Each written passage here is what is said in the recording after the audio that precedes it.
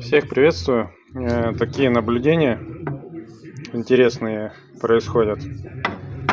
Приехала Corolla 150. Человек жалуется на скрип тормозов. Снял колодки. Колодки у нас АЕТ.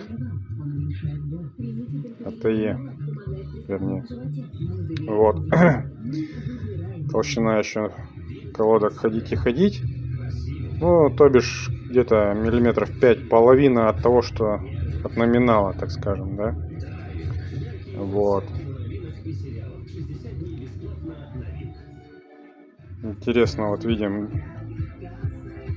такие вот, как пятна, как графитовые. И еще человек сказал, жалует что у него пылят колодки. Вот если поковырять, тут похож на графит такой, вот эти вот точки, они как будто графитовые. Не знаю, почему они скрипят. Вкраплений металла не видно, конечно. Обычно скрипят либо медная стружка, либо металл идет. Здесь, ну, все диски колесные, то есть все в черноте, в пыли. В общем, решили поменять колодки. Поставил другие. В чем заключается, в общем, наблюдение, предположение, так скажем, интересное очень. Смотрите, ставил эти колодки я. Ставил я их в 21 году. Фирма всем довольно-таки известная. И до 23 года лета эти колодки не скрипели и не пылили. То есть человек ездил, в принципе, и радовался. И вдруг они начали скрипеть, начали пылить, когда стерлись до определенной толщины.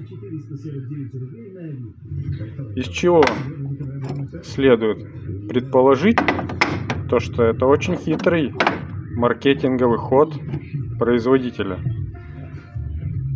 Либо это поддельные колодки, и это маркетинговый ход поддельщиков, либо это маркетинговый ход фирмы Оригинал, которая изготавливает эти колодки. То, что очень интересно. Человек ездит год, 2, 10, 20 тысяч километров, радуется, думает, он купил превосходные колодки за недешевую цену. Я думаю, что по стоимости, наверное, будет как Оригинал.